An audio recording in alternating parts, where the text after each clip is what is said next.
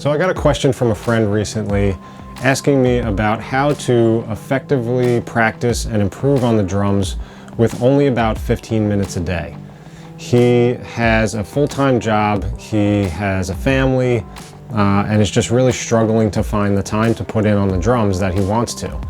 And I think this is the case for a lot of people. So I wanted to make a video just giving you my top 3 things to consider to effectively practice and improve with only 15 minutes a day. So my top 3 things to consider are focus, consistency, and managing expectations. So what do I mean by focus? If you are sitting down for your 15 minutes of practice, do you have a plan and do you have a goal that you're going to stick to every time you sit down? So for example, maybe the first 5 minutes, you're going to do singles and doubles on your practice pad along with the metronome and work on your technique, work on your accuracy and speed.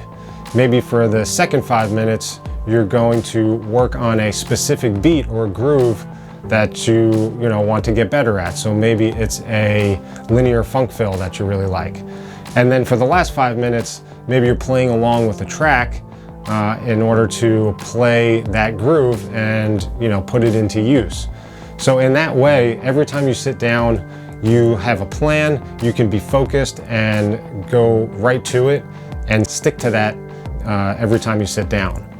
So that brings us to the next thing I think you should think about, which is consistency. And what I mean by consistency is you are sitting down and practicing for your, whatever it is, 5, 6, 7 days a week, 15 minutes a day, regardless of if you want to or not. You are going to commit to doing that and you're going to consistently sit down and play. And why is this important? The drums are a very physical skill and there's a lot of muscle memory involved. The way that you get these patterns and grooves and feels into your body is by playing them over and over again and developing that muscle memory. So if we think about it strictly in numbers, and you're doing 15 minutes a day for 6 days a week, that would be 90 minutes of focus practice a week. Over the course of a month, that's now 6 hours of focus practice. And if you multiply that over a year, you have 78 hours of focus practice per year, which is really good. That's gonna get you a lot farther than if you're playing 2 hours a day on a Saturday and Sunday with no real focus, no real goal. You're just kind of banging around, playing your favorite fill over and over again, jamming along with Journey, and just kind of doing something different every weekend. You're really not going to get anywhere after a year. You're not going to see, definitive improvement because you don't have a goal. There's nothing you're progressing on. And then if you want to think about it as far as adding now an extra 5 minutes for that 6 days a week, now you're doing 20 minutes a day.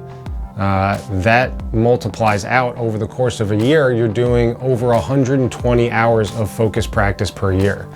And I guarantee you this is definitely going to help you to improve. You're going to, get better flow. You're going to improve your technique. You will see a difference with 120 hours plus of focus practice per year. And this brings us to the last thing I think you should consider, which is managing expectations. There's going to be times when you improve much quicker and you feel real good and you're inspired to play. And there's going to be times when you plateau and you feel like you're not getting better and maybe even feel like you're getting worse. This is normal and it happens to everybody, and it could last for days, it could last for weeks, could last for months. The important thing is that you keep going and keep improving and keep working at it. You're managing expectations now by not letting the valleys get you too low and not letting the peaks get you too high.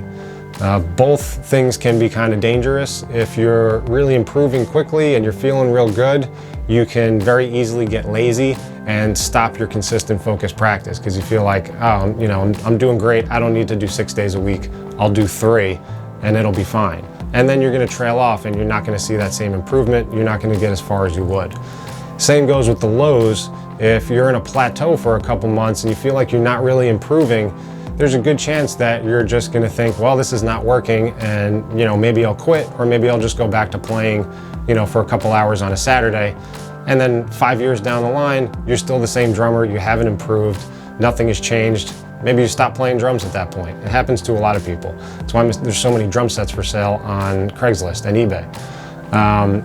So getting through those peaks and valleys is really going to be critical to seeing some long-term improvement.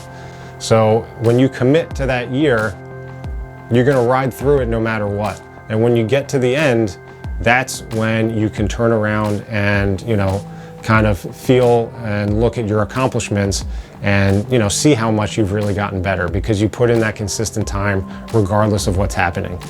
So those are my top 3 things that I think you should consider if you only have 15 minutes a day to practice.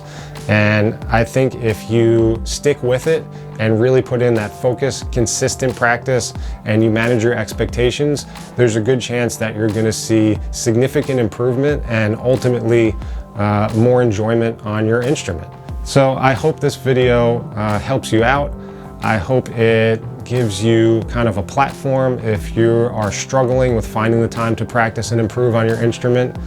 Please let me know in the comments what you think, if this helped you, how it turns out, and then let me know if there's anything else you would like me to make a video on. Thanks for tuning in and watching, and I'll see you on the next video.